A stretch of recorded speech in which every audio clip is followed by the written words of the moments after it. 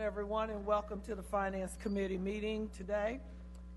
Chair Robert Clark is not going to be with us, so therefore I'll be facilitating the meeting. We have 4 general agenda items and 19 consent agenda items. I would ask the council, the committee and the council, are there any consent items that you want to pull? I already have C10, C16, and C18. Madam Chairman. C1, please. C1. Are there any other? C9. C9. Madam Chair, if there are no others, I move for the approval of the remaining items. Second. We have a motion to approve the remaining items and a second. All those in favor, let it be known by saying Aye. Aye. all those opposed. Thank you. We will start, City Secretary, with item number C1, please. Item C1, resolution of the City of Winston-Salem, North Carolina, adopting 2017-2021 strategic plan. Mayor. Thank you, Madam Chairman. This is just a little bit of, just want to make sure, on page 8 of the plan, actually has to do with land banking. It's actually objective number 3. It says page 8 of 28 there. Talks about identifying parcels for potential development, funding for land banking initiative, and land banking concept to City Council. It says under commercial development. I've talked to Mr. Page, and I want to make sure that commercial development is broad enough to include business and industrial park development. Because we, as you probably know, we do have a we do have a lack of industrial and business park land in the community, and that's probably something we'd want to look at for future bond issues. So, Mr. Page, am I correct in that that's broad enough to include business and industrial park? Yes, sir. Okay, thank you. Thank you. Madam Chair, if that has been satisfied, if you're ready for a motion Yes, to I approve am. that one, I will move for approval. Second. It is moved and properly second to accept consent agenda item C1. All those in favor, let it be known by saying aye. Aye. All those opposed. Thank you. C9. Item C9, resolution authorizing fee simple acquisitions by the North Carolina Department of Transportation, an agency of the state of North Carolina relating to the US 421 business 40 pavement reconstruction, bridge replacement, and interchange modification project pursuant of North Carolina General Statute 160A-274. Thank you, Madam Chairman. Councilmember Larson. Yes, there's 2 parcels being sold. One is around the Peters Creek Parkway exchange, which will be the first part of the DOT project, and I have no problems with that. That's actually parcel, I think, 50 in this proposition. The parcel 181, however, is adjacent to the Strollway, and I know that Creative Quarters is looking right now at having some design work done on the connecting bridge and everything on the Strollway. And before we commit to transferring all that land, selling it over to the DOT, I would like to hold that one until we hear how the Strollway is going to incorporate into all of this exit ramps and everything that the DOT is designing.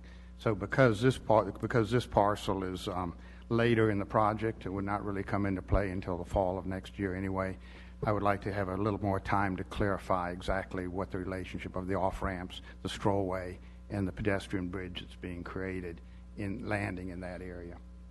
Okay. So I would like us to pull parcel 181 from discussion, go ahead and approve the sale of parcel 50, and then come back in a few, I would think in a matter of a month or 2. That should clarify itself. All right. Mr. Turner, do you have any comments or whatever on that about what we're getting ready to do?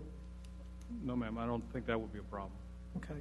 Councilmember Burt? Yes, Madam Chair, I move for the approval of the 180 and 2. Approval of 50. 50. Sale of 50, which is down near the exit ramp of Peters Creek Parkway. Did you want to put that over in the hold for later? And the 181, I'd like to put on hold. Okay. Should we hold them both? I don't Is there think any we reason need to. I think for planning purposes, DOT can receive the 50, parcel 50, and that allows them to be unencumbered. The 181 is going to be later next year when that's going to start getting to be important. I mean, they need them both, obviously, but I want to make sure we don't have a conflict in here.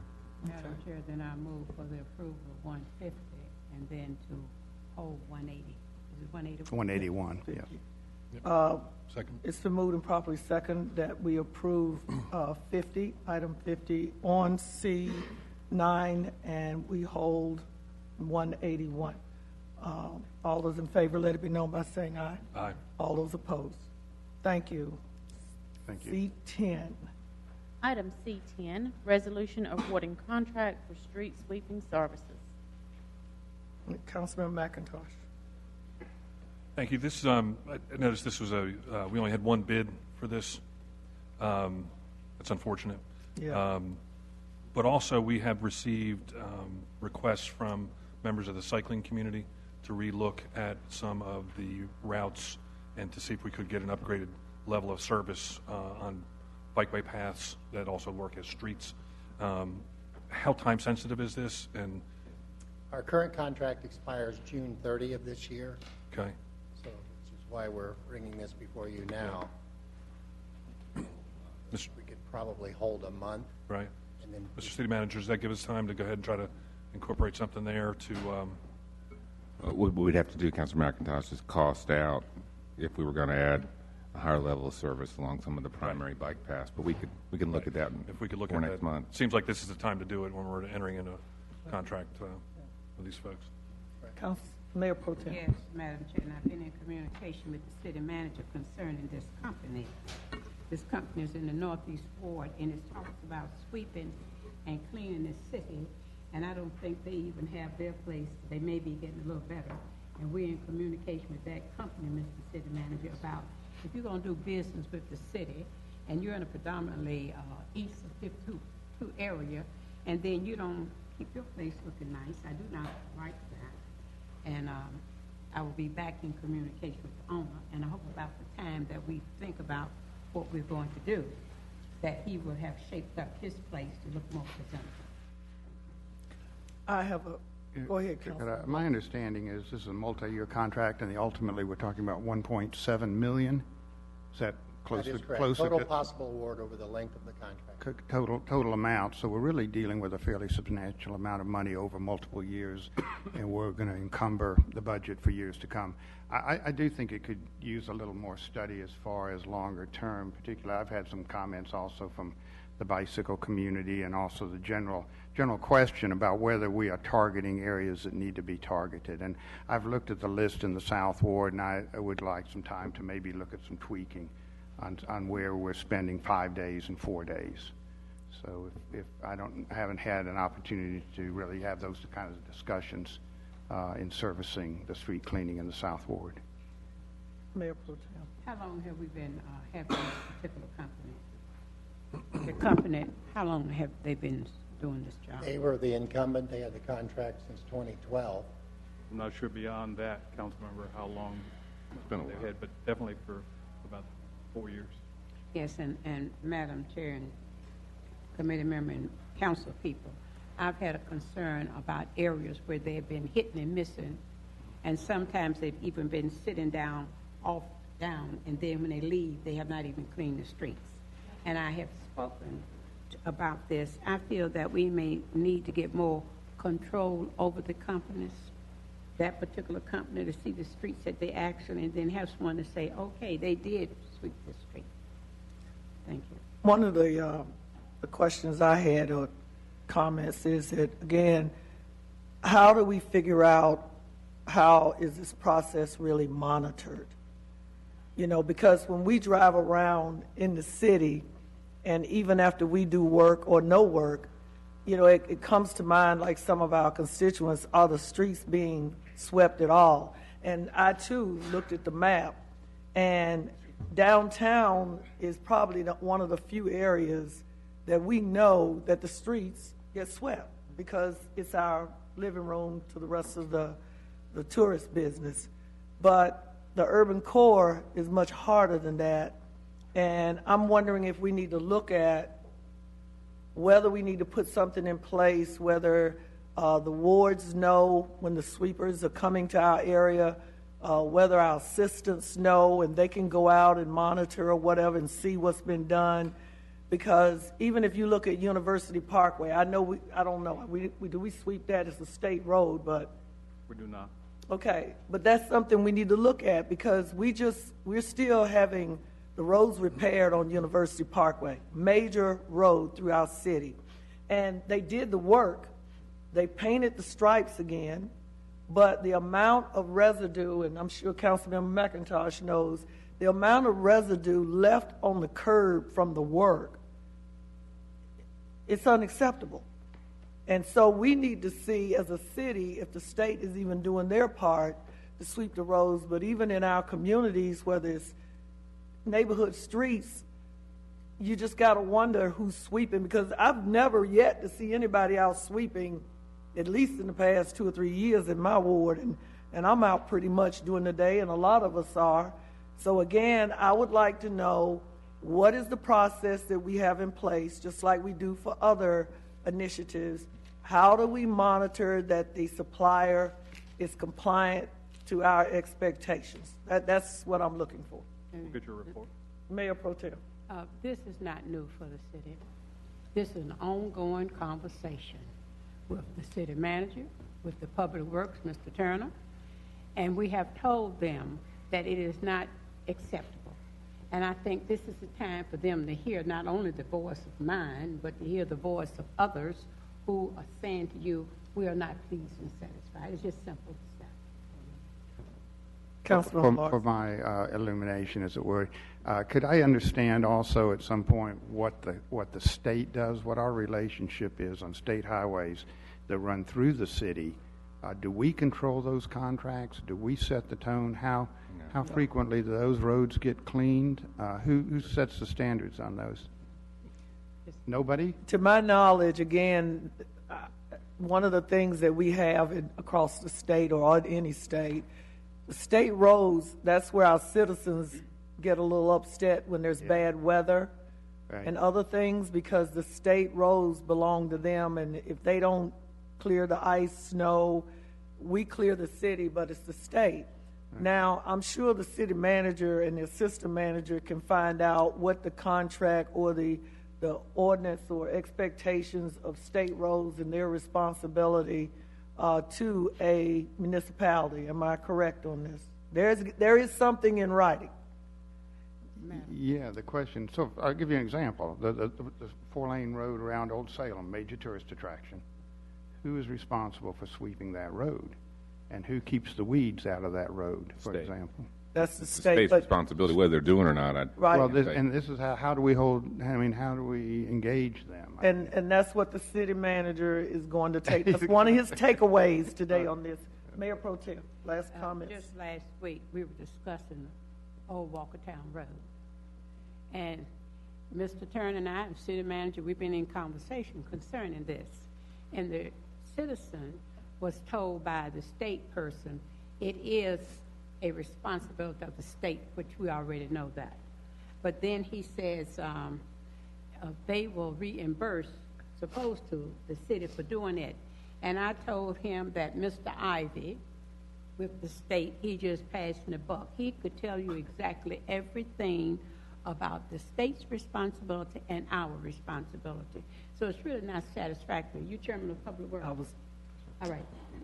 You put that in your agenda to see what. And we'll ask Councilmember Bessie, a Public Works Chair, to put together some type of informational item at your meeting next month or whenever, and maybe get Mr. Ivy to come in, because I know he's retiring soon. So we might want to go ahead and do that before he leaves. Mr. Garrity. Chairman Adams, one thing we might want to look at is, there's a lot of questions, and I did tell the purchasing director I expected a lot of questions on this contract.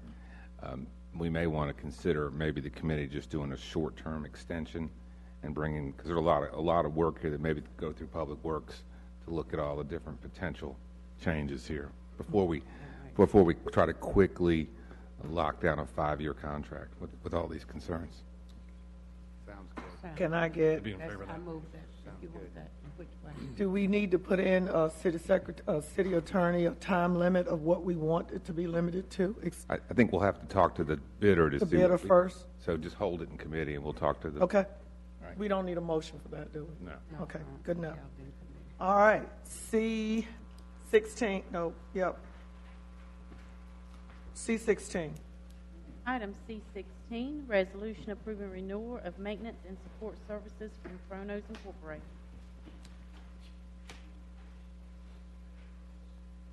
Afternoon, Council. Good afternoon. Hello. My question is, I was one of the ones interested in this. Kronos, as some of us know, has been known to do this application software for many, many, many years. And I noticed in here you were saying some things like it's used for the staff to track, manage employees, leave time, and that sort of thing. Right. I was also wondering, is this for all employees or is this just for non-staff? No, all city employees, full-time, part-time, we track vacation leave, sick leave, et cetera, for all employees. Okay, so the people that review it are who? Supervisors? Supervisors approve it, it goes up obviously to department head, eventually payroll oversees the leave time. And, you know, you see it in your pay stub, but it's approved at different levels. Okay. I guess what, and I don't, I'm not saying there's an issue, but I think the council, we would like to see a report like that as well. I mean, I know I would. I have an employee, so not an employee, an assistant. I would like to see that report as well on a monthly, quarterly, however you do it, if it's okay. We can do that, yes. All right. Any other comments, questions? I move for approval. All right, second. It's been moved and properly seconded. All those in favor, let it be known by saying aye. Aye. All those opposed. Thank you. Thank you. Item C18. Item C18, resolution declaring certain city-owned equipment surplus and authorizing the sale thereof. I asked for this one as well. I see that we have a person or organization, business that's handling the selling of the surplus properties, equipment of the cities. I was wondering, does the seller receive compensation? I mean, I know they probably do because they wouldn't be doing it if they were. We bid this service out almost 2 years ago, and they were the successful bidder of this service. And I believe they receive a 5% fee for selling the equipment. So the contract is good for another, We have a 1-year contract currently because we're continually exploring. We're exploring the sale of surplus to make certain that we're getting the best opportunity that we can have. okay. I guess I was just wondering, again, as you know, we try to do as much business as we can locally. This is Mount Airy. And I just thought it was I thought we had someone in the past that was local, no? The city used Mendenhall Auto Auction Mendenhall. over in Thomasville for many years. Okay, And they made a business decision to step away from the city. okay, And so, which is what caused us to go out and solicit bids for this service. No local auctioneering sites came forward with an offer for that service. okay. So we communicate this. I know you said that you make sure all of the nonprofits are aware of this. Yes, ma'am. Can you kind of tell us some examples of other ways that we communicate this in case citizens are looking for a great deal Certainly. on a car that can probably go 200 miles per hour? We don't have any of those. But what we do is, of course, we Not by the advertise. time we get rid of them. We do advertise on our local webpage. We are legally required to put an advertisement in the newspapers. Okay. The auctioneering site posts advertisements, puts out mailers as well. One of the advantages of using a source like Rogers in Mount Airy is that it's an online auction as well, and so it gets a lot of exposure nationwide.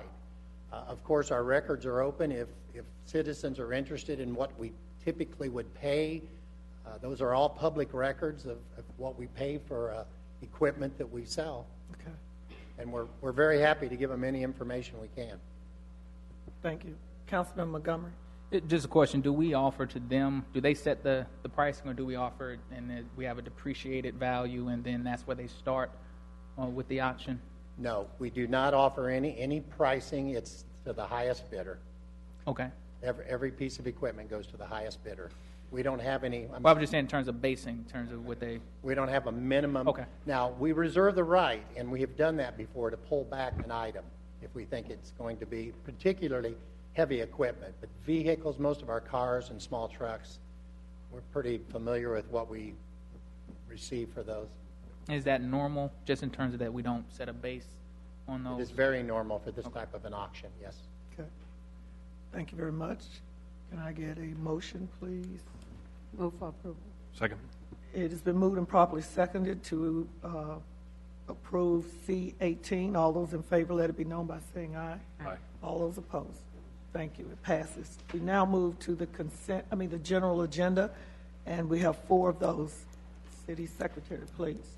Item G1, considering of actions regarding the issuance of $5,290,000 2/3 general obligation bonds of the City of Winston-Salem, North Carolina. Public hearing scheduled June 5th, 2017. Thank you. Mrs. Saunders. Good afternoon, Good afternoon. Councilmember Adams and Mayor Pro Tem, members of City Council. The item you have before you today is the legal process that starts to the issue of $5,290,000 general obligation bonds, or their 2/3 general obligation bonds. Attached with Exhibit A are the specific projects that are being presented today. They actually will be approved as part of the CIP process in June. Spending won't occur on this until fiscal year 18 on these bonds. We're issuing them a little bit early because we need to do a second installment on our 2014 general obligation bond referendum of $65 million, which we will be selling those in June and closing in July. The actions that are before you today are 3. One is to adopt a resolution making certain facts about the bonds. The second thing is they will need to be read into the minutes on council meeting on the May 19th, introducing each bond order. Public improvement bond, $1,590,000, recreation bonds, $1,750,000, and sidewalk and street bonds, $1,950,000.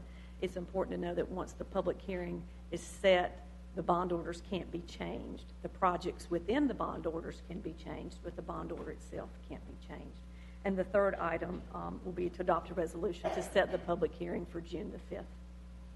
Thank you. Any questions, comments from the committee or the council?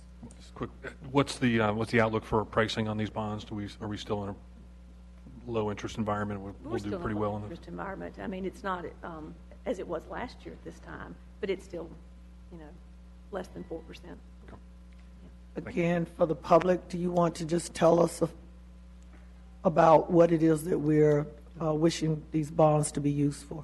Sure. On the list of projects on Exhibit A, the public improvements for the 2/3 bonds were there's fire station land acquisition, general governmental facility renewal, public safety facility renewal, which totals $1,590,000. Under Parks and Recreation, we have picnic shelters, playground renovations, recreation renewal, center renewal, recreation facility lighting improvements, Reynolds Park golf course improvements, Salem Lake Trail renovations, and pool repairs of $1,750,000. And under street and sidewalks, we have bridge repair, Silas Creek Parkway sidewalk, and some street resurfacing, which totals $1,950,000. Generally, I think in the past, 2/3 bonds have been used for major maintenance type items. Yes. May I have a Yes, motion? I'm going to move for approval. Second. It has been moved and properly seconded that we approve item G1. All those in favor, let it be known by saying aye. Aye. All those opposed? Thank you. Thank you, Ms. Saunders. Item G2, please. Item G2, resolution of the City of Winston-Salem, North Carolina, approving a lease agreement and related matter. Okay. Ms. The Saunders. second item that we have is to adopt a resolution to approve a lease agreement. Back in the 1980s, there was a leasing program established here to provide a vehicle for low-cost leasing. We basically borrow money, and then we finance fire trucks, computers, things like that, short-term leases that are 3 or equipment from 3 to 5 years. We actually did an RFP and asked for an amount, or asking to approve an amount not to exceed $30 million. We'll decide that for sure. We have 2017 budgeted money, and when the 2018 budget is approved, we'll define exactly what our amount is, but we have approval up to $30 million. The resolution attached authorizes a lease agreement with Branch Banking and Trust up to $30 million. They gave us 2 options, a variable rate option and a fixed rate option. Considering the interest rates are rising, we think it's important to take the fixed rate option, which their proposal is at 1.7%. We would take the whole up to $30 million at one point in time, put it in an interest-bearing account, and guaranteed a rate of 0.75%, so our net cost is more of about 1%. Y River is our financial advisor. They actually did the request for proposal for us, which is normally what they do. They sent the proposal out to 11 different institutions. We received responses back from 5, and we've listed those on the second page of the council action. And you can see those listed there. Again, BB&T provided the lowest cost option, and they were various between fixed and variable rates. I'll note that Mechanics and Farmers did propose. Their proposal was only up to $3 million, and the rate that they could offer was 2.95%. Okay. Any questions? Councilman McIntyre. This is for new vehicle acquisition, right? Correct. This is not refinancing old debt. That's correct. We're going on a shopping spree sometimes. We're That's going to buy correct. a bunch of vehicles. So we borrow it in a lump sum. That goes to our own credit Right. agency, essentially, and then we turn around and lease it. Right. So we do capital leases where the vehicles come back to us, and then we resell them like we just Well, talked about it. they're really, the title is to the city of Winston-Salem. And I'll back up a minute. This program was set up in the 80s, and general fund actually pays no interest. We have an internal service fund that we actually hold the debt, Right. collect lease payments from. So we lease back to the general fund departments, a fire truck, for example, at no interest cost. Proprietary funds do pay an interest. So even though we're leasing them, they come back to us and we sell them, and we get the proceeds when we sell them. And it's, Councilman, it's really not, it's leasing because of the way it's legally described, but it's not leasing like you'd think of. It's Exactly. not a financing. capital It's lease, financing. like- Financing. Right. We keep the cars usually longer than the 5 years. Right. Okay, great. Thank you. Councilmember Larson. We own the vehicles, Yes. Correct. and we just sold a bunch of them just a minute ago. Correct. Where does that money go? When we sell them, where does that money go? It goes back to the fund that bought them. So Goes the back general to fund this bought- same the general fund? fund paid the lease payment. Right. Proceeds would go back to the general fund. So it go If back- water and sewer paid the lease payment, the proceeds would go back to the water and sewer fund. Right, but we're buying vehicles out of this fund, right? Correct.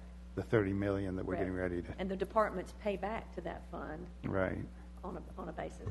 okay. Any other comments, questions? May I have a motion? Motion to approve? Second, and then I'm going to ask for indirect questions. Okay.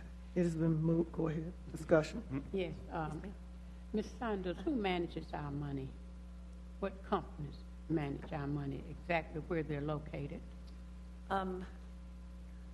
There's several, Councilmember Burke. We have relationships with various banks all over the city. As far as our cash goes, to name a few. You don't have to name them today. Would Right. you just give me a list? Sure. And those that out of town who manage? Yes. Because I don't know if the new council people, we went to look at the folks. Because I felt we need to look them in the face, see how their companies are made up and how they hire folks. And I think some of the other people need to, if you have not, visit. So you can give me a list. Thank you.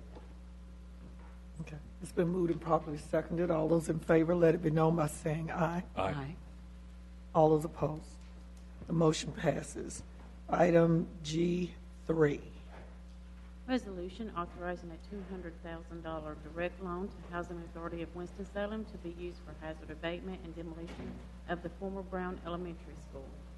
Mr. Brooks. Good afternoon, Chairwoman, Mayor Pro Tem, committee members. Good afternoon. This item is a request for authorization of a $200,000 direct loan to the Housing Authority of Winston-Salem to be used for hazard abatement and demolition costs associated with the former Brown Elementary School building. It's located in the East Ward.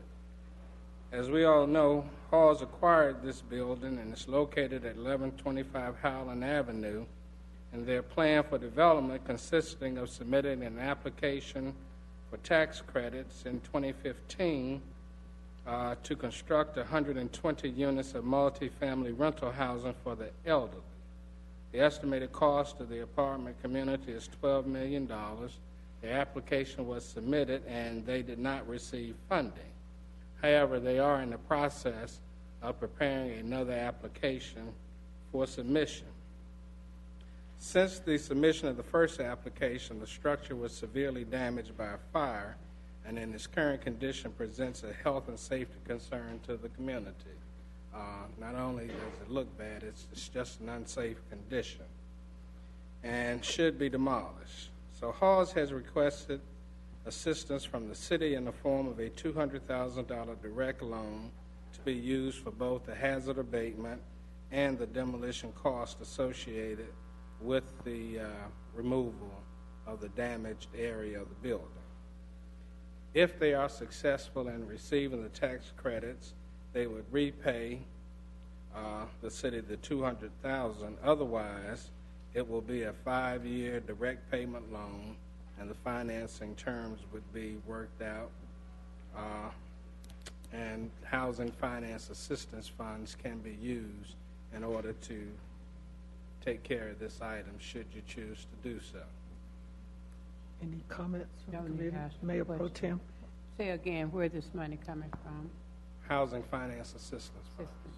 I will agree that it does look bad, the area over there, and that is a historical place. You said if they don't get the money, then they will. I think it needs to be a little more exact. If they do not get their money, how are they going to pay us back? That is important. This will be set up as a direct payment loan, and they will pay us back, and we've discussed a payment starting out of initially, I think it's around $10,000, somewhere between $5,000 and $10,000 a year. With the plan and everything that they have there, what they want to do, I wouldn't say it's not to be done. Also, looking at this funding, Madam, I just want a question. Looking at this funding, what are other things that money can be used for? I want us to be fair to all of us when it comes to funding for various things. What? The Housing Assistance Finance Fund, to my recollection, is comprised of a half-cent sales tax that was collected some time ago. It can be used for housing initiatives and other type of neighborhood improvement projects. We've used them primarily on doing a number of your multifamily rental projects. I think we have funded some public service projects with it. So it's not federal funds, it's local funds, so the use of it is very varied. All right, thank you. Thank you. Councilman Montgomery? Yep. One, I'm in support of this action as it stands now, in particular because since the building burnt, we've had consistent concerns from neighbors and others surrounding the property in terms of, one, its unsightliness, but also concerns for community and safety because of the way that the structure is. Once it burned, they did attempt to do as much as they could to stabilize the remaining structure, but it still is unsafe. And where it's located, you have an adjoining neighborhood where there are lots of kids and youth close by and in close proximity. One of the challenges for the Housing Authority, as we've met with them over the past couple of weeks, is the fact that their funding to do this project, the holistic funding to do this project for demolition was built into their pro forma for moving forward with the entire project. And so as such, they did not have the upfront cost to be able to go in and do the demolition, having not yet received the funds with their development partner through the tax credit portion. And one of the reasons why it's being structured this way is my suggestion to staff was also the fact that if they did not do demo, we had every authority in our ability to condemn property, demolish, and then attach a similar lien and payment on the property that would use the similar 5-year payment model If they didn't do it this way, they're agreeing up front that if they don't get funding, that it would follow that same process if we had to go in ourselves, demolish it, and then attach the lien and payment for the property. Answer my question. Everything's going to be in writing. Well, I leave that to the attorney. Mayor? Mr. Brooks, I just want to make sure I understood, the council action says a 5-year direct payment loan. So in my simple mathematics, that's $40,000 a year. You said 5. There will be a large payment at the end of that term. It'll be a Will have to balloon. be renegotiated. It'll be a balloon payment. Yes, sir. That's one you want to look hard at. Yeah. Councilmember Lawrence. Where did the 200,000 come from? Do we have a bid on demolition? Yes, the Housing Authority, they have bid the project out. They've talked and consulted with the county environmental control. So they have gone through the due process of obtaining estimates and bids, and that 200,000 is a firm commitment that they have to perform the work. That's a bid. Yes, That's it's a bid. a single price to do this piece of work. Yes, it's to do the abatement, the demolition, the removal of tanks, and to clear that portion of the building that's been demolished. Right. It's been burned, rather. Okay, and the city manager will monitor the work. Yes, I'm sure he wouldn't mind riding out with it. Right, and make sure we're on or under budget. Promise it'll look better than it does today. I'm sure it will. We're all in agreement on there. Councilmember I McIntyre. want to just go to where the mayor went here a second ago, in that there's very little payment stream going along during the course of this, and at the end there's a balloon that we'll probably get asked to forgive. And if not, it will all be based, the repayment of that will be based on the federal government, which I think we all felt much more comfortable about last year than right now, because we don't, HUD is an entity that we don't know how they're going to be functioning. So I do have concerns about that aspect. I know it needs to come down, no question about that, but how this is structured makes me a little bit nervous. Your mind was about the balloon too, when you say a large payment, and that's why I was asking Mr. Brooks. He's saying if, and I say this ought to be written out, spelled out, clear, because we'll be in the same situation with some of the other kinds of things we've had when it's not spelled out. I'll agree, it does need to be something done with it, but when you look at this money, I don't feel quite as comfortable with that balloon payment. And when you say forgive, we've forgiven the Housing Authority for quite a few. And we've lost money too with private folks. And money is running short. Yes, all of what you were saying is correct. We did have this conversation with the Housing Authority in terms of what they were able to pay during that period of time, and the fact that it was on this 5-year payment. They feel very confident that they will be funded with this second round and would be able to pay the city back the entire amount. And I'm sure that's what we all would want. In the event that doesn't occur, Councilmember Burke, yeah, there will be appropriate loan documents executed that will be officially tying them to the loan repayment. I have I guess we might have even touched on this already. Again, what happens if hypothetically, we do this? We tie ourselves to this. But then, what you're seeing now is this question mark on the faces up here of, if they're not able to pay us the money, whether it's a balloon or anything else, would we not, just like any other city property, be connected to the land and the property? It belongs to the city? Foreclosed. That's correct. You'll have a deed of trust in the property and the potential Correct. And city attorney, that might be something for the council, we might want to go ahead and look at, because I'm already seeing, 4 or 5 maybe votes already. So you might want to do that. Councilmember Montgomery. Well, couple points to be clear on. One is that if the city demolished this itself, we would have placed a lien on the property without necessarily a guarantee up front in reference to payment this way. This way, they're agreeing up front to this actual deal to pay back the loan in a course period of time. If we tear it down and place a lien on property, we don't necessarily, it would be kind of a hope they pay us back at some point in time with the lien that's placed on the property. This way, they're agreeing to something. Now, I will tell you that initially it was, how can we get the money and not have to pay anything at all? Mm-hmm. And the point was that, you know, we need to look at something that is able to pay back dollars back into the coffers for, on behalf of citizens, at the same time helping to deal with something that community has been very clear on as being a challenge. So I think for me, this presents a best option out of the fact that they're committing that they're going to pay something over a course period of time, and the city is in the driver's seat in the fact that if they don't pay it, we're just like any other bank. We can take the property if they fail to do that. Whether or not we want to do that is the question, because I don't think we want to. The fact of the matter is we want to see the property developed. And so they're looking at the 6% tax credit. Is 8 or 6? 6 or 8? 6% tax credit is what they're currently looking at. If they fail to get that, they will go for 4% tax credit, which is more certain. Within that one, there would likely be some necessity for some type of local participation. But this is the same property that we had initially had about $500,000 set aside here until sometime last year when we reallocated those dollars to New Hope Manor. Councilman McIntyre. What are the terms of the, let's just say it goes wrong and there's not repayment, how long would it take for us to foreclose?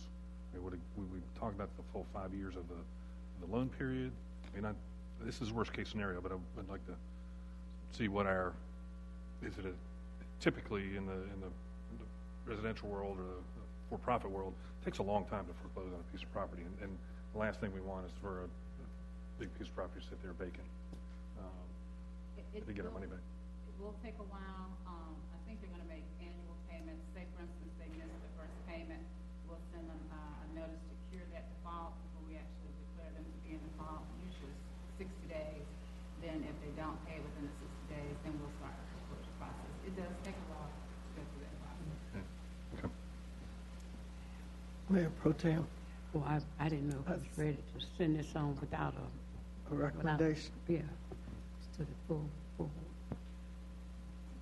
Do we have a motion, or do we want to to send it to full council? Councilman, I don't think we have a lot of choice here. That we have a building that needs to come down, and we know that there are grants and stuff in the works.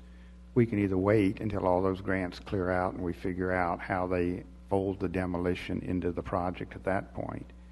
But I think, you know, if as long as our equity is protected and we have liens or we have claims to the property, we have an asset to build against, that's probably about as good as we're going to get out of this thing. And the important thing would be to keep the project moving, to create a safe place and to prepare the site for what we eventually want to see there. So we can sit and wait until we have other funding sources start pouring in, 6 months, 9 months, whatever.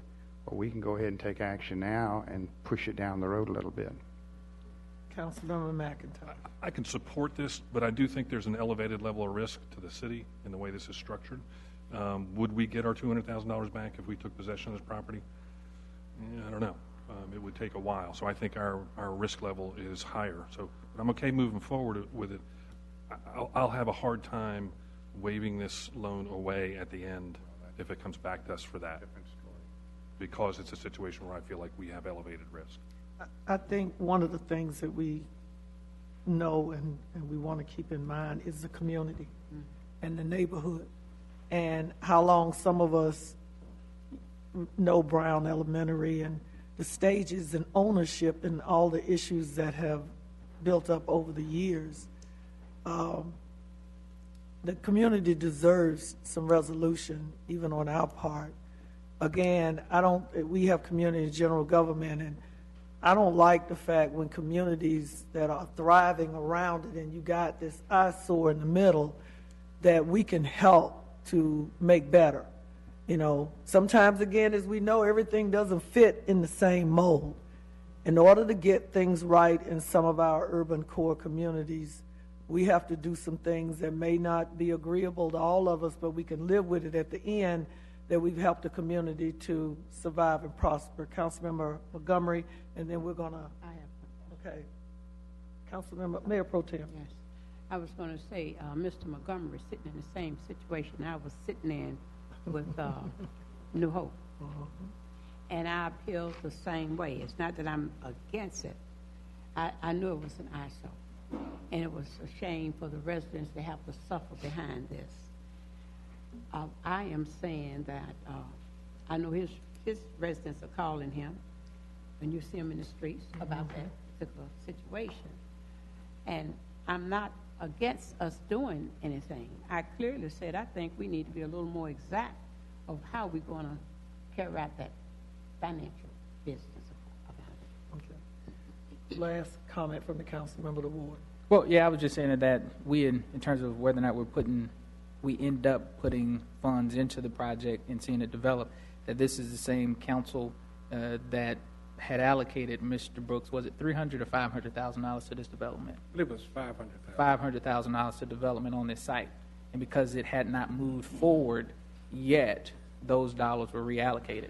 So I'm just saying that we had already committed funds to the project prior to this time. So I just wanted to make that as a point of on the record. All right. Do we have a motion to approve item G4?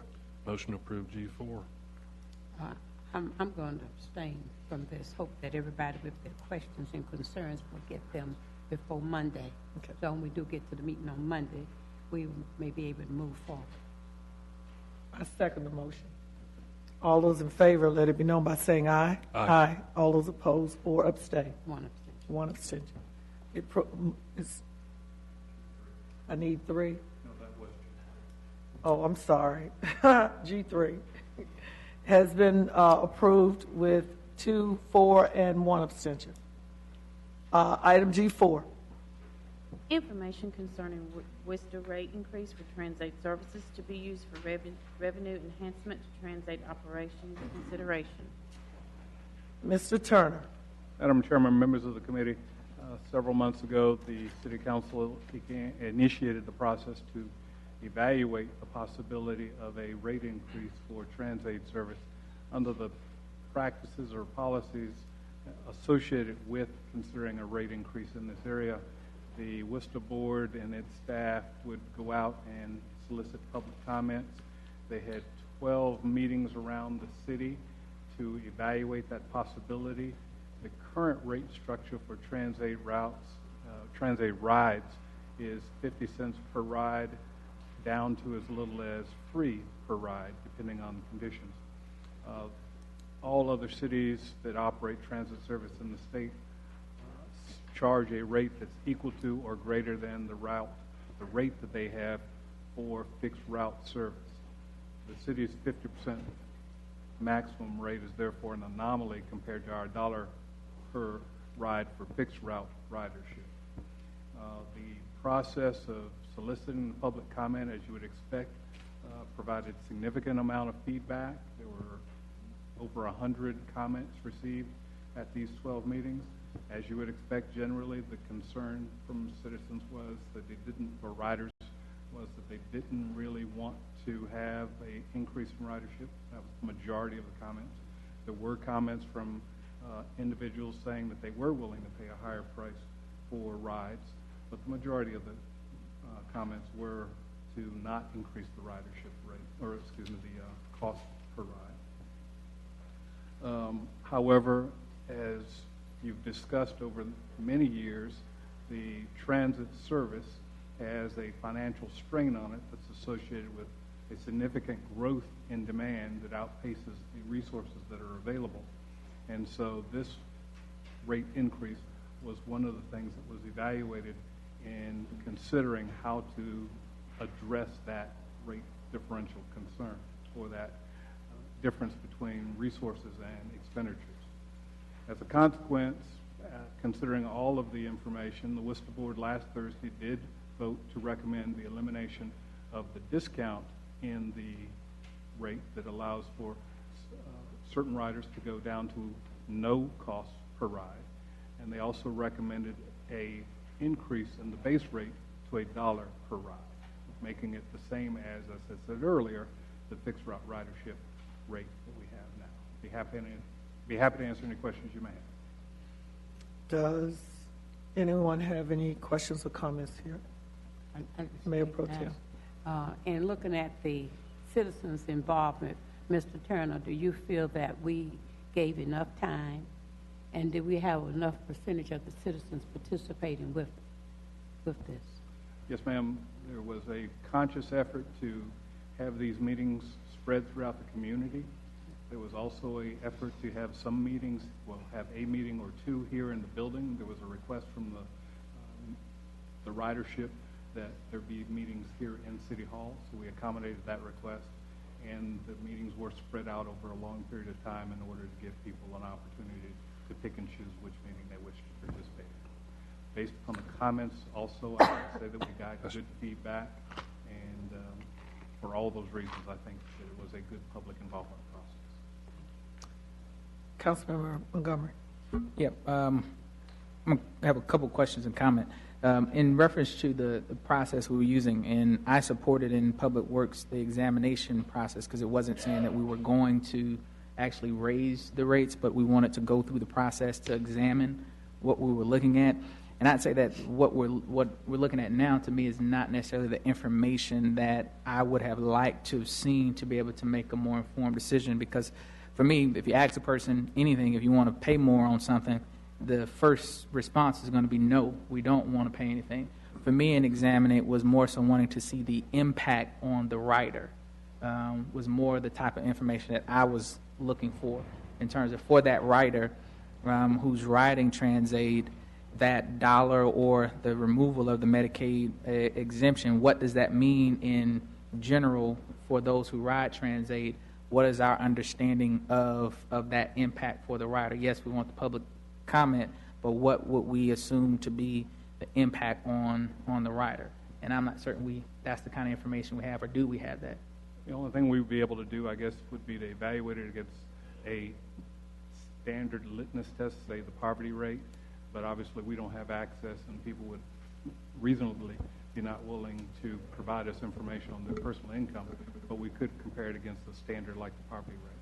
Well, would we be able to assert, based on what we see from the number of individuals that are using the Medicaid exemption piece on that number, we'd at least have some thought on income for those individuals based upon qualification for that, and then we can work our way back, at least for that number of folks. Because I want to, in the sense of, because I'm sure the argument for those who say we don't raise it is a sense of the economic impact. And for me, I want to see what that is so that we can say if that's the case, then it's very clear what that impact is back on individuals. And so just saying, well, out of the 100 people that came to the meeting, 80 said they don't want it raised, I could probably say I probably expected that, because if you ask someone to increase anything, we're not going to say no. We want to pay what we're paying without an increase. And so absent of that, it'll be hard for me to feel like I'm making an informed decision on the process. We could probably bring you that back, and also comparisons against the other cities and what their rates are relative to that same demographic. Okay. And again, I know that we face some challenges on the overall piece when it looks to Winston, how we are funding that, and we'll see that as we move to budget in processing the budget. But I would caution us, and again, what I was looking for was the qualitative data to support the fact that doing such under certain circumstances would probably have a negative impact on lower income individuals, but I don't have the data to support that based on what we have. Mr. Turner, and correct me if I'm wrong, I thought that before, maybe we have it somewhere and we just bring it up to date, the amount of riders that ride TransAid, I think you did that in a report to us once before that basically showed us the ridership, as you say, based on the calls, the pickup, the payment, whether it's Medicaid or whatever. I thought we saw that one time, based on the number of riders, because that's how we were able to see that, how many people were riding Transaid that way too. So anything that you can bring us as we move, as we talked about earlier today, into the budget process. We don't have the graph, but we all know what the chart looks like so far as the money. And again, I asked you to forecast even further out, but you might either want to highlight going back to probably 10 years of where the fund was and where we've had this up, down, bottom out, get half a cent, take it up, and then it goes away again, because we've not been able to fund transportation over the years the way we should have. But we're not the only ones guilty. This is an issue across every city in America that has a transit system of how you fund it. In the South, unfortunately, in some of the states like North Carolina, we've been remiss on wanting to educate our citizens on the importance of, just like fire, police, roads, street, nothing runs without money. And our citizens, if we just, like I said, we've got to now educate and give them more information that they understand that everything we do every day, there's a cost associated with it, and there's a cost that grows exponentially every year. Salaries, benefits, everything from the asphalt we buy for our streets and sidewalks. Councilmember Bessie, Chair of Public Works. Yeah, a couple of things. Councilmember Montgomery is asking about impact on the riders. One thing I believe I understand that's important to keep in mind is that Medicaid would continue to pay for Medicaid-related trips.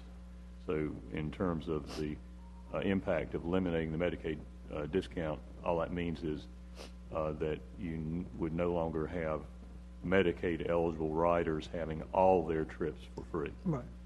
They would continue to have all their medical trips paid for by Medicaid. In terms of the overall impact, I've been working on gathering some information. Staff has been gathering some data for me, and I've been doing some analysis. I'll have it ready for more thorough discussion at tomorrow's committee meeting, but just some things that I'd throw out for consideration over time. The percentage increase in Transaid ridership demand between fiscal year 13 and fiscal year 16 was a little over 10% in Raleigh. It was just under 6% in Durham. It was 26% in Winston-Salem during that period. We're seeing an accelerating curve in the demand for ridership. Interestingly, Greensboro, which is the only other city which doesn't have a higher fare cost for Transaid than for their fixed route, they have exactly the same, $1.50 and $1.50. They were fairly flat over that period, 1.3% growth rate. But when you look at their total system costs, they're paying a third of their system costs for their Transaid ridership already. So, looking at those numbers, it looks like what's happened is Greensboro has hit that extremely high percentage level. They've had their fare structure in place for a while, and they're no longer, at least in the last few years, they're not seeing a substantial rise in Transaid ridership, but they've hit a level where for 234,000 trips out of the more than 4.2 million trips in their total system, they're paying a third of their system costs now, because I would speculate because of their fare structure. You can get a premium service for, if you're eligible for no additional costs, then you can ride the system. We're the only system in the state that has a lower fare for the premium service than for the fixed route service, and we're seeing an exponential growth rate that we just can't sustain. So I think we've got two questions: how do we how do we save the system financially, and two, how do we buffer the adversely impacted riders from what I view as necessary changes to the fare structure that we need to implement in order to financially save the system. And there are some options we can look at on that. How do we buffer the impact to the rider? But in terms of how do we address the critical situation with the cost of the system, I suspect we've got to look at fare structure changes. Thank you.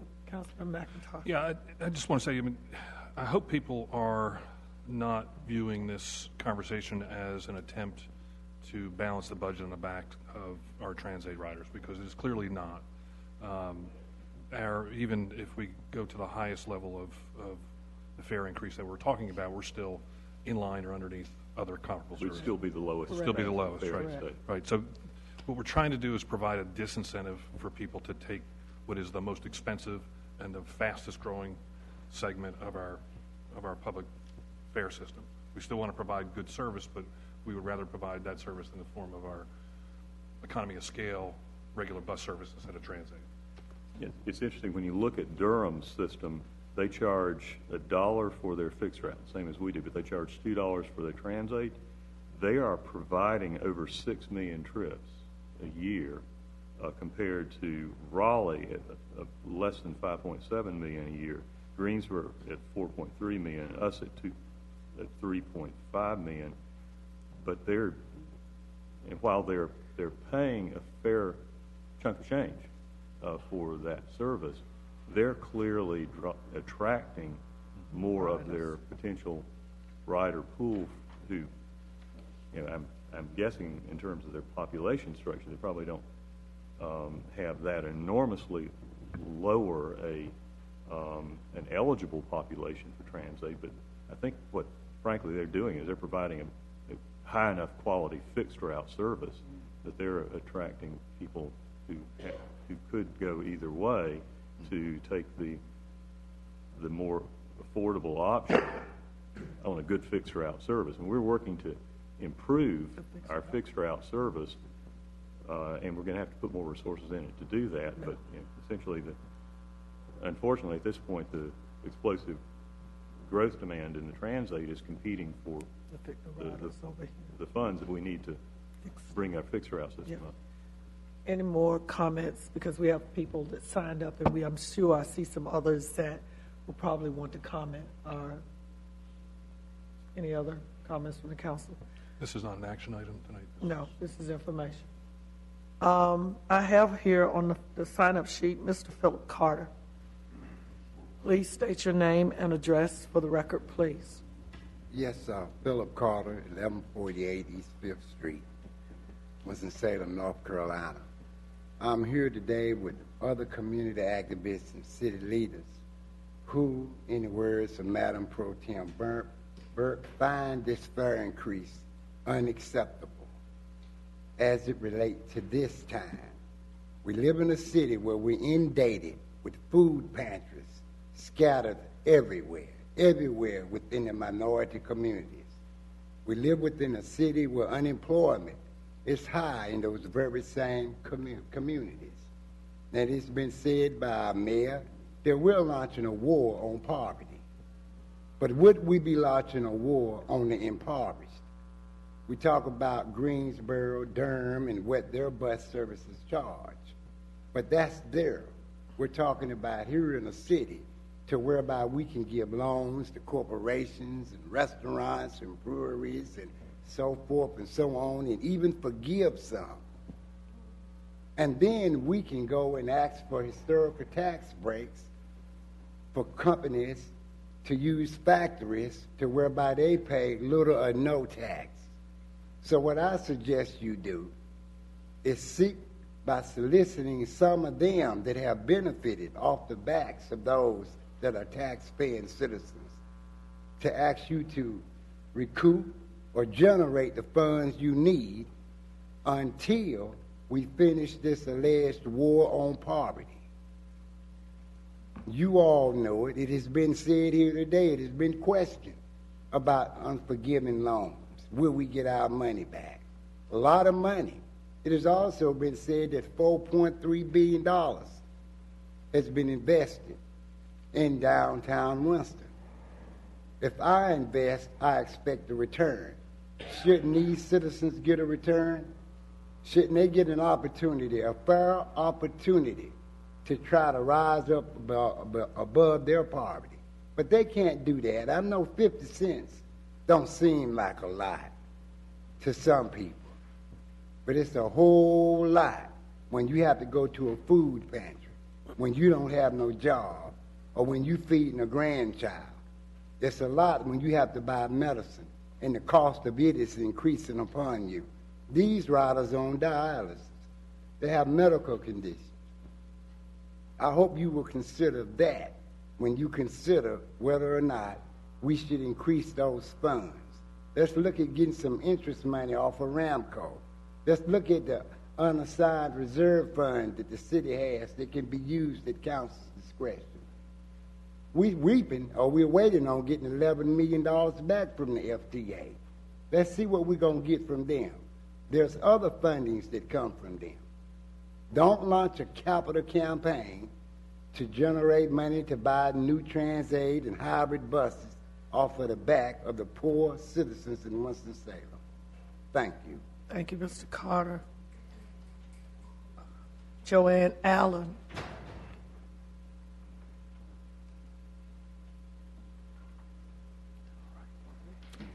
Good evening. Joanne Allen, President of Action for Now, P.O. Box 284, zip code 27102.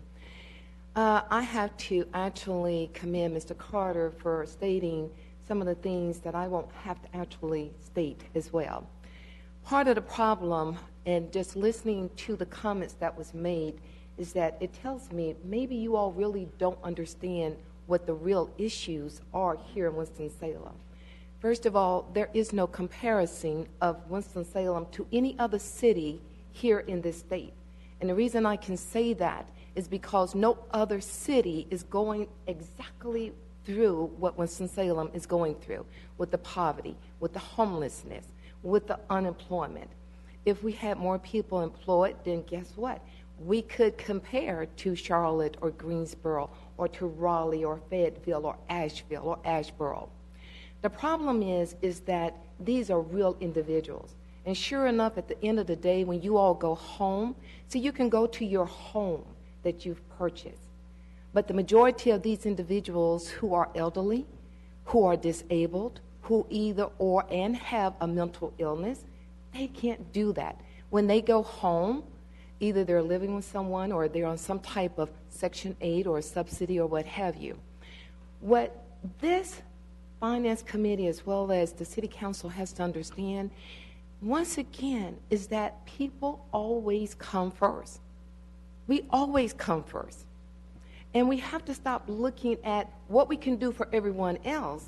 Right now, you all spent 20 minutes talking about a $200,000 tearing down a structure that's already burned, okay, or getting rid of it through the hazardous waste abatement or what have you.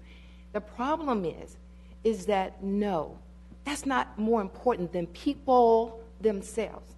We're talking about structures versus people. And when you all start to put people first, then we will get somewhere. If not, I spoke with a Mr. David Cooper in regards to the WISTA. And sure enough, some people don't mind doing this, paying that extra money, but it's not even about that. It's about doing right by the people who helped put you in office, once again, whether it was legally or not, as well as doing your job, but doing it by putting the people first. Thank you. Thank you. Are there others that would like to give your name, come forward, and your address, please?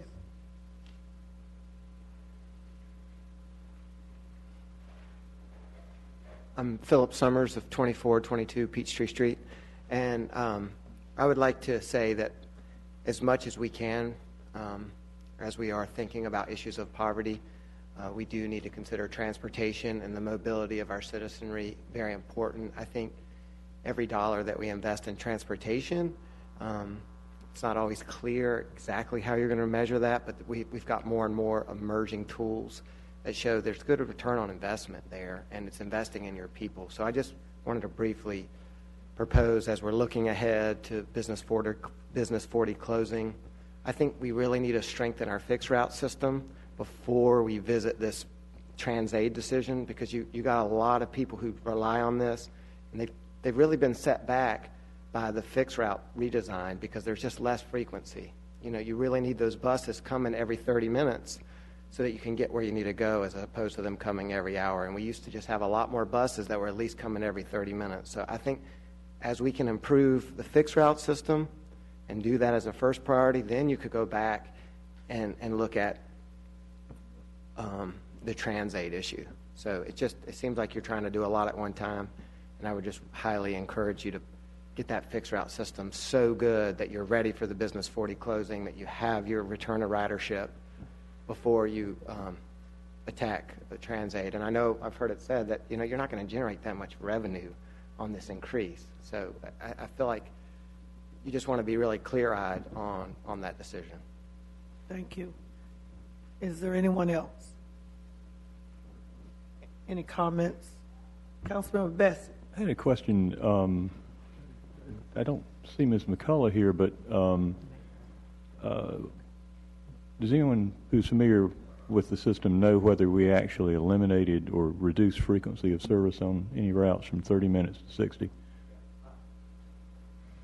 Hang on just a minute, Mr. Summers. We'll bring it back to you, Council Member. I'm not aware of whether there have been changes like that during the day. I imagine that some of the off-peak periods there were changes to go from 30 minutes to an hour, but we'd be happy to bring that back to you. Okay. Mr. Summers, you had a detail on that. May I? Yes. Thank you. Sorry, I definitely don't want to be disruptive, but if you look at what WISTA's proposing, when they're going to bring back nights and weekends, and they showed the ridership, there's only one route that has 2 buses every 30 minutes, and that's the one that goes to social services. Where I lived in Walltown, 26 and 29 used to go every 30 minutes in peak times.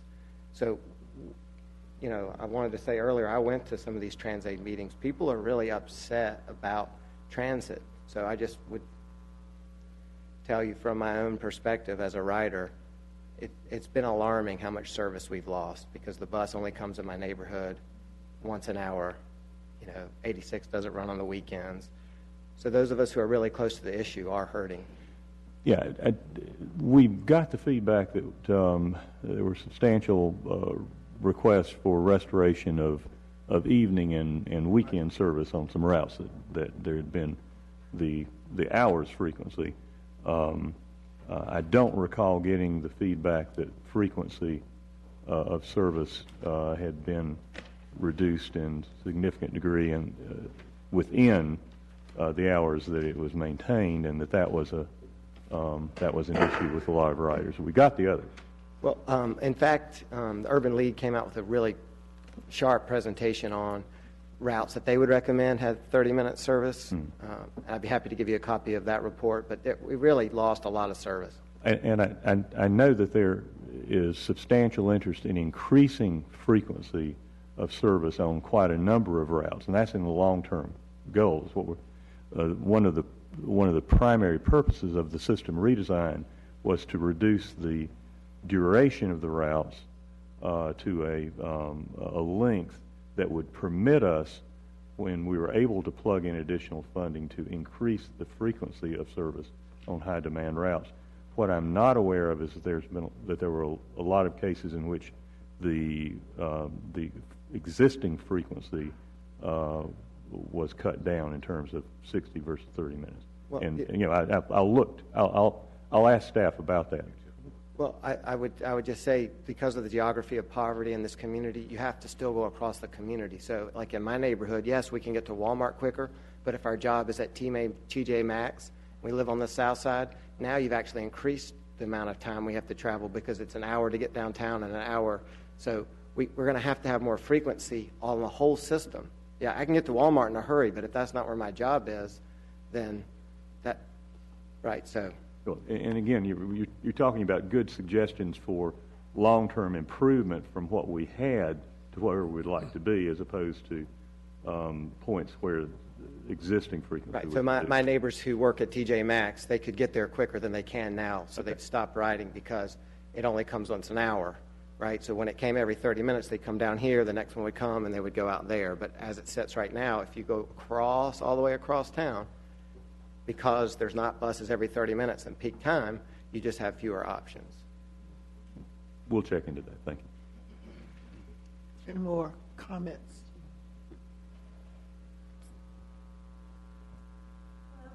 Council members. Many of you have seen my face before. Samantha Kiley, 626 South Sunset Drive here in Winston. And I would just like to echo what folks have been talking about. Also going to some of the hearings that have been happening. I would say it's not just, a majority of folks are saying we shouldn't increase the rates. The overwhelming amount of folks are saying these rates should not be increased. And it's because of these incredible stories they have of how it is going to impact them. So I think that question of how is doubling your transportation budget going to hurt you? How is going from receiving, no-cost rides to now having to pay $1 every single time you ride? I think that is going to be the most important part. And I think that it's going back to centering people, right? What is the purpose of public transportation? It's to get people where they need to go. And if we are stopping people from getting where they need to go, then what is the point of having this public transportation system? And that really means getting everyone where they need to go, right? Talking about geography of poverty in the city, talking about the time it takes to get to places. These are real issues that really affect and impact people. And so I think you all need to be very considerate about even the way we're having these conversations, because it's not even balancing the budget. You're going to be impacting these people's lives in a very, very real way. And to make the comment that, we don't want to seem like we're balancing the budgets on poor people, well, that's kind of what is happening by eliminating folks who are in poverty or under the poverty line from having access to this. So I'd just like to say I do not support an increase. I'm not a rider, though, of the public transportation here in Winston. But if we have this money, $200,000 from housing, support loans, if we've invested $10 million in the Greenway, which I'm totally supportive, to run along 40, I think it's going through 3 or 4 different wards, totally supportive of that. But if we have $10 million for that, along with the other $10 million, we have money to do this. So thank you.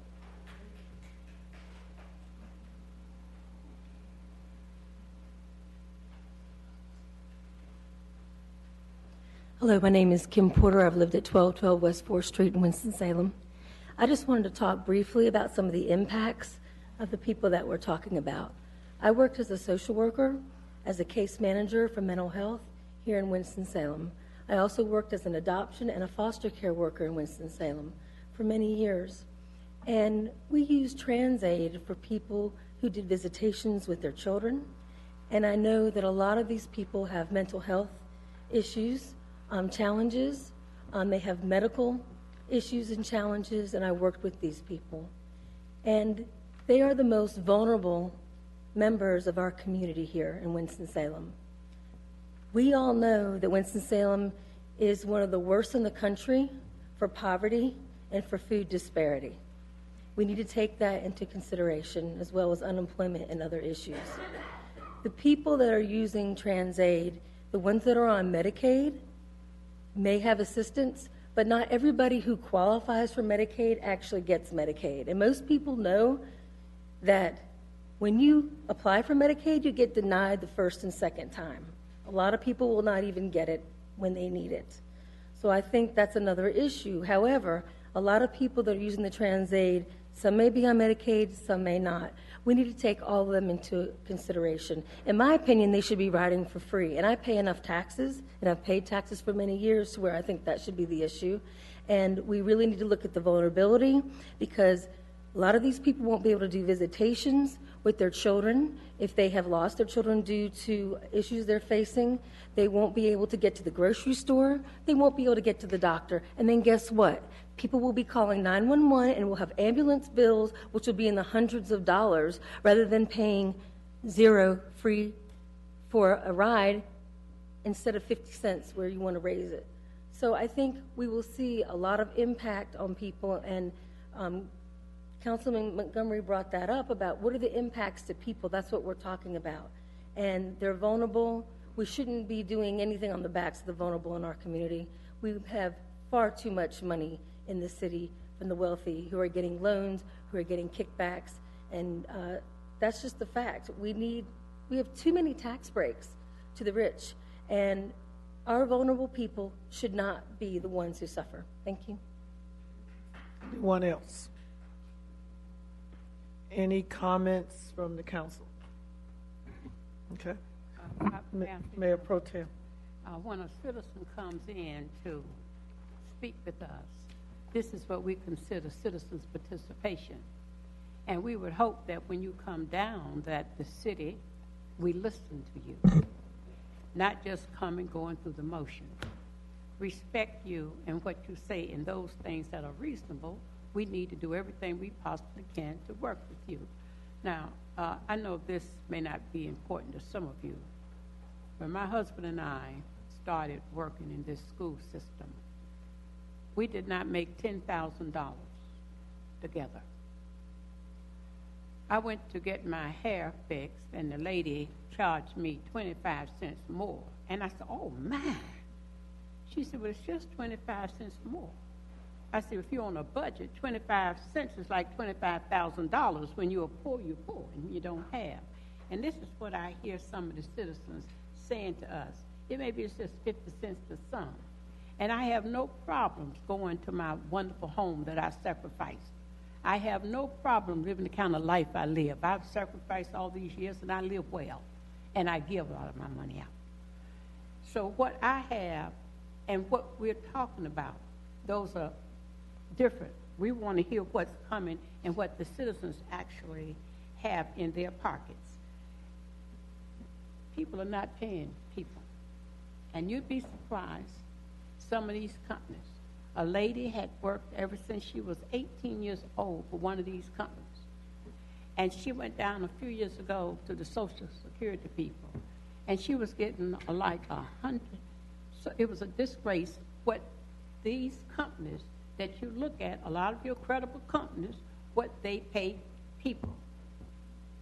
They come out into the public with their big names. And as if though we're all for the community.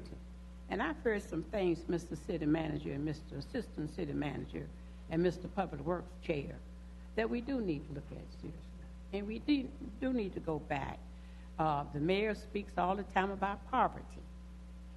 And the interest that he has and can see from year to year.